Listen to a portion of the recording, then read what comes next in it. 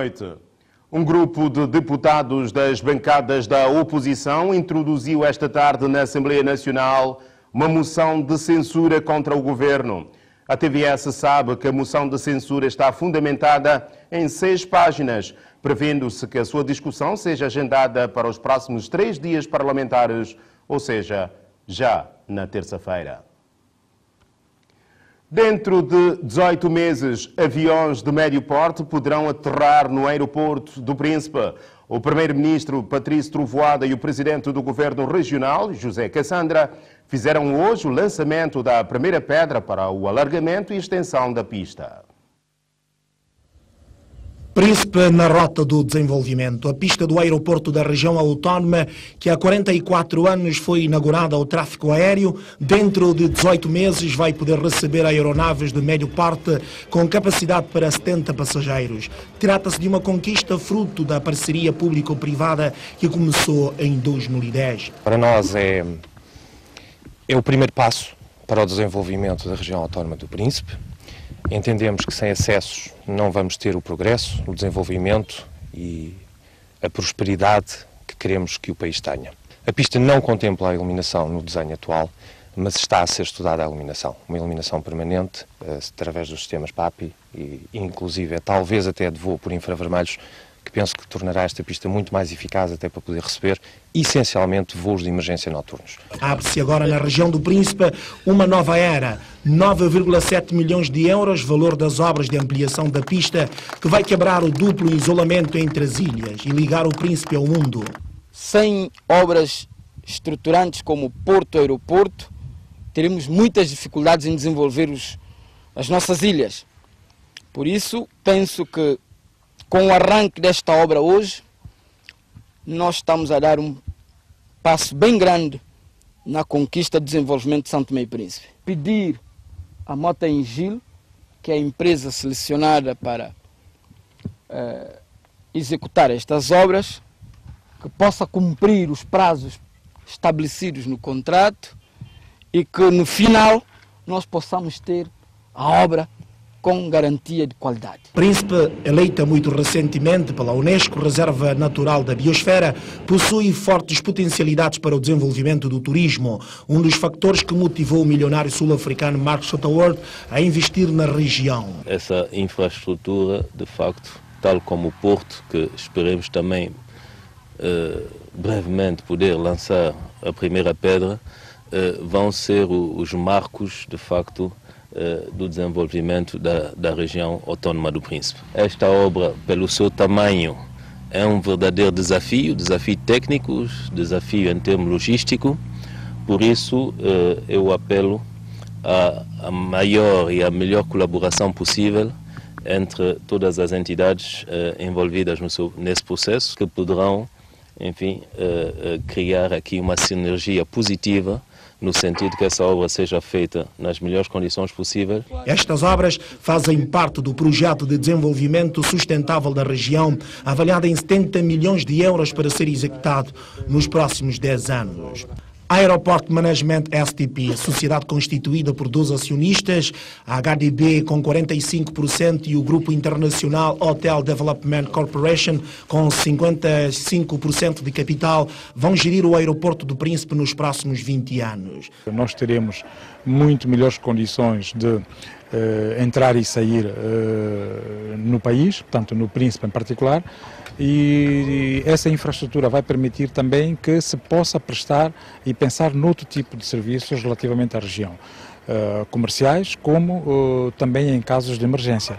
Nós sabemos que as emergências podem ser médicas e podem ser de outro tipo. Nós teremos muito melhores condições de entrar e sair no país, portanto no Príncipe em particular, e essa infraestrutura vai permitir também que se possa prestar e pensar noutro tipo de serviços relativamente à região, comerciais como também em casos de emergência.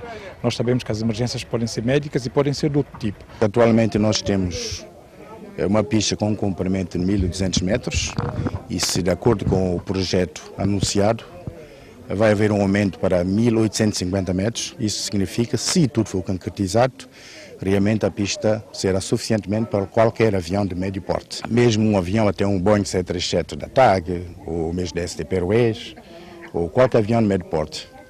Não aviões de grande porte, que precisariam muito mais do que este. 37 anos depois da independência, Ilha do Príncipe caminha para o progresso. A central hidroelétrica do Contador já está a funcionar em pleno. Hoje, a empresa de água e eletricidade EMAI concluiu os trabalhos de reabilitação do canal que leva a água central, que tinha sido destruído com a derrocada do passado mês de setembro. Os trabalhos custaram à empresa 2,5 bilhões de dobras. Foram cerca de 60 dias de trabalho para a reabilitação deste canal de adução à central do Contador, que foi destruído completamente pelo aluimento de terras no Rio Bordelo. Durante os trabalhos, a equipa confrontou-se com mais 2 derrocadas. Hoje, a empresa de água e eletricidade concluiu os trabalhos. Cerca de 100 metros deste canal tinha sido destruído pelo aluimento de terra.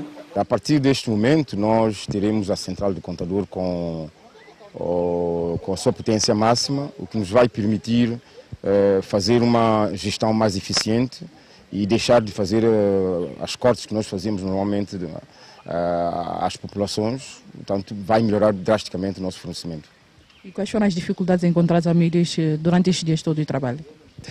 As dificuldades fundamentalmente foram apenas dificuldades normais que nós encontramos, que é do próprio tempo, não é? Nós trabalhamos durante uma semana, planificamos tudo, mas um belo dia cai uma segunda derrocada, depois vem uma terceira, o que fez com que todo o nosso plano fosse modificado, tendo em conta de que nós tínhamos planificado apenas cerca de um mês, mas foi necessário cerca de 2. Os trabalhos para a reabilitação deste canal custou à empresa de água e eletricidade um montante avaliado em cerca de 2,5 bilhões de dobras. As obras de reabilitação deste canal de adução foram executadas pela empresa EMI. Fica assim resolvido o problema de cortes de energia de EMAI a partir da meia-noite às 5 da manhã em várias zonas do país. O Ministério do Plano e Desenvolvimento reuniu no Hotel Praia produtores agrícolas, representantes de ONGs e delegações regionais numa reflexão sobre a problemática da comercialização do cacau. O encontro surge numa altura em que os principais atores mundiais da produção e exportação do cacau estão reunidos em Abidjan, na Costa do Marfim, numa importante conferência internacional para discutirem as perspectivas de produção e comercialização deste produto. O peso do cacau na economia nacional é elevado, por isso a atenção particular dos sucessivos governos na comercialização e exportação deste produto. O cacau de São Tomé e Príncipe foi sempre um dos mais cotados no mercado internacional. Não obstante esta constatação, a produção continua sem dar sinais significativos de melhoria, embora com esforço financeiro e ajuda dos parceiros internacionais. Está em causa um produto que continua a figurar, apesar de tudo, como o principal produto de exportação de São Tomé e Príncipe e cuja cultura representa a principal atividade econômica produtiva do país, a base da atividade laboral de uma importante franja da sociedade e uma fonte indiscutível de rendimento para muitas famílias, particularmente no mundo rural. Por isso, o Ministério do Plano e Desenvolvimento reuniu para uma reflexão produtores agrícolas, representantes de ONGs e delegações regionais para a recolha de subsídios como forma de restabelecer normas e regras com o propósito de orientar os trabalhos futuramente. Trata-se de uma reflexão que não pretendemos que seja mais um exercício teórico, cujo mérito seja apenas o de deixar tudo como está. Pretendemos, pois, que desta reflexão, que assentará numa discussão contraditória, aberta, franca, desapaixonada e a mais profunda possível, saiam conclusões concretas que permitam a adoção de medidas regulamentares ou outras que concorram para aperfeiçoar o comércio do cacau no mercado interno. De recordar que a média dos investimentos no setor da agricultura de 1975 a 1996 foi de 8,5 milhões de dólares por ano. No entanto, a convicção é de que, devido à dimensão territorial, as quantidades ínfimas produzidas por São Tomé e Príncipe jamais determinarão qualquer influência nos preços mundiais. A delegação da Rádio e Televisão Portuguesa que se encontra em São Tomé encontrou-se hoje com os responsáveis dos partidos políticos MDFM-PL e do MLSTP-PSD. Os dois partidos manifestaram aos representantes da comunicação social portuguesa a necessidade da estrita observância do espírito que norteou a criação da RTP e da RDP África em São Tomé e Príncipe. De algum tempo a esta parte, tem chovido críticas sobre a emissão da RDP África em São Tomé e Príncipe. Hoje, as direções do MDFM-PL e do MLSTP-PSD tiveram encontros separados de mais de 1 hora com os representantes deste órgão, que se fez acompanhar do responsável da cooperação da RTP. Pareceu que havia como que uma política diretiva, direcionada da RTP África em São Tomé, que em vez de unir, que foi o objetivo, pautar a sua conduta pela união dos São Tomenses, foi o objetivo que norteou a assinatura do acordo para que tenhamos esse sinal em São Tomé, pareceu estar a dividir os São Tomenses. Pareceu não ser um órgão que está mais ao serviço de uns em detrimento de outros, pareceu ser um órgão que está mais a favorecer comprometendo a vida de outros e intervindo fundamentalmente nos aspectos político e partidário. Isto não é bom para uma democracia saudável que nós pretendemos. Fizemos o nosso reparo, fizemos as nossas observações, quer alguns aspectos são focados pela negativa contra São Tomé e Príncipe, quer no debate africano, quer em algumas análises políticas que são feitas, quer em algumas matérias noticiosas, a forma como é feita e como é espelhada, denegrindo quer o Estado, quer algumas pessoas, desde que a coloração política não seja a mesma. O porta-voz do MLSTP-PSD defende a necessidade da RDP cumprir escrupulosamente a linha editorial estabelecida em função do acordo assinado entre o Estado são-tomense e o Estado português. Essas preocupações foram aqui analisadas e tivemos a oportunidade de apresentar alguns factos que contribuíram para uma análise não muito positiva de alguns aspectos da ordem profissional desses dois órgãos em São Tomé e Príncipe. E feita essa análise, as partes, portanto, o MLSTP-PSD e a direção da RDP África e da RTP chegaram, portanto, a uma conclusão de que é preciso, de facto, respeitar a linha editorial que existe. Essa linha tem que ser respeitada para permitir que esses órgãos sirvam os interesses de São Tomé e Príncipe, em primeiro lugar, que esses órgãos sirvam como instrumento de aproximação dos nossos dois povos e nunca como instrumento de divisão e de hostilidade e de qualquer, portanto, aspecto dessa natureza. O representante da RDP considera que as relações entre a rádio e a televisão portuguesa e as suas congêneres dos PALOP são históricas, por isso é necessário preservar.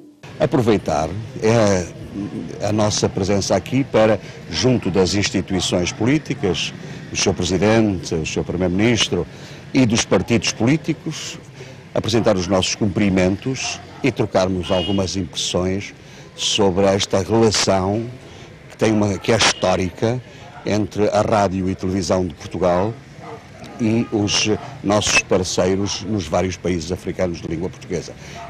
Foi uma conversa de cortesia, em primeiro lugar, mas também de trabalho, no sentido de que reafirmarmos um conjunto de valores e de princípios que comungamos, quer nós na Rádio e Televisão de Portugal, quer aqui, como nos outros países africanos de língua portuguesa. A televisão são-tomense contradiz a publicação dos resultados de auditoria publicada pelo jornal Telenom na edição de 19 de novembro. A reação da TVS surge num trabalho com assinatura de Euclides Amadeu. A notícia foi publicada pelo jornal Telenom ainda nesta semana, no dia 19 de novembro. inicia como sendo o relatório preliminar da auditoria feita à TVS ao pedido dos trabalhadores à atual gestão da televisão, o que não corresponde à verdade, sendo que as informações apresentadas estão na conclusão da auditoria à televisão São Tomense referente ao triênio 2008-2010. Esta auditoria foi realizada ao pedido do atual coordenador Oscar Medeiros, 2 meses depois do início do seu mandato, enquanto que a auditoria exigida pelos trabalhadores revoltosos da TVS ainda está em curso e nem sequer foram apresentadas as constatações. Segundo o coordenador atual da televisão, algumas das ilegalidades constatadas na antiga auditoria foram melhoradas no seu mandato, nomeadamente a cobrança das dívidas, desconto do IRS dos subsídios internos, a realização de balanços e balancetes, entre outros. Entretanto, Abel Veiga, diretor do Telenon, garante que o artigo tem como base um relatório de auditoria feita às contas da TVS por uma equipa de inspeção de finanças. Deixa claro ainda que o relatório envolve o atual coordenador nas contas baralhadas da TVS, conforme intitulou o seu artigo. O artigo é sustentável. Aqui o artigo não faz qualquer referência se é de 1982 ou de 1999, apenas e só deixa bem claro que as contas da TVS estão totalmente baralhadas e de forma sustentada, fruto de um relatório feito. Quando o diretor diz que isto não tem nada a ver com ele, portanto, eu quero só realçar um aspecto que está neste relatório, um ponto. Diz assim, é uma das conclusões: pagamento de salário mensal e demais subsídios ao atual coordenador da TVS com receitas internas desde 22 de setembro de 2010 até a presente data, pelo facto do mesmo não se encontrar legalmente nomeado. Posição da TVS, digam-me, por favor, quem é esse diretor? Quem está lá na TVS como diretor desde 22 de setembro de 2010 até agora, que recebe salários, portanto, à margem das leis?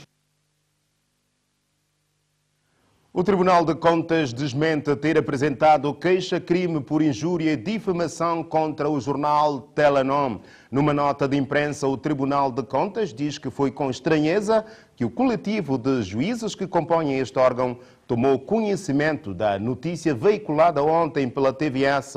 O Tribunal de Contas avança que não foi enviada qualquer petição à Procuradoria-Geral da República sobre a matéria.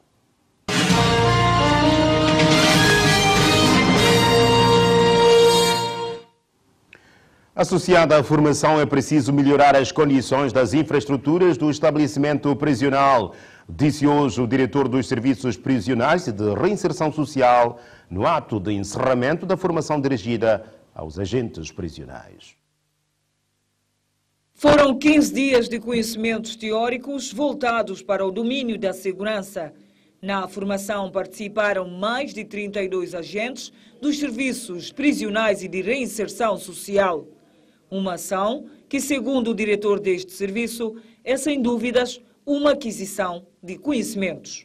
Esta aquisição de conhecimentos teóricos apenas não são suficientes para mudar por completo o comportamento dos reclusos, porque nós, com conhecimentos teóricos, se as infraestruturas estão degradadas, logicamente que o trabalho não será integrado. Mas eu estou convencido que esta formação trouxe-lhes mais alguma competência para ter uma relação interpessoal com os reclusos e também entre os agentes.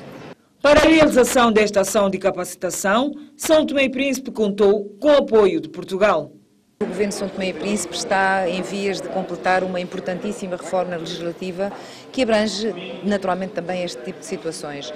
E é importante não só capacitar os guardas prisionais para que eles depois possam eles próprios capacitar e formar guardas prisionais de São Tomé e Príncipe, mas também assegurar este tipo de vertente dos direitos humanos, etc., para permitir que se assegure esta perspectiva de reinserção social dos reclusos, não é? São pessoas que poderão vir a ser elementos válidos da sociedade e que se pretende que venham a ser. E nessa medida, este faz parte de um dos módulos de formação que o Ministério da Justiça de Portugal assegurou, outros virão e, portanto, eu congratulo-me muito com a eficácia deste trabalho. Será uma mais-valia, de forma que novas técnicas foram aqui aprendidas, eles tiveram formação a nível dos direitos humanos, que é sempre uma questão fundamental nos serviços prisionais, e algumas ideias no Código para que sejam implementadas e serem respeitadas os direitos dos reclusos e facilitar o trabalho dos agentes prisionais.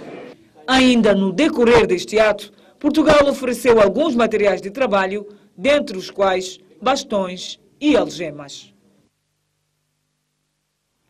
O anfiteatro do Instituto Superior Politécnico foi palco esta terça-feira de uma palestra sobre o papel do Tribunal de Contas na consolidação do sistema democrático.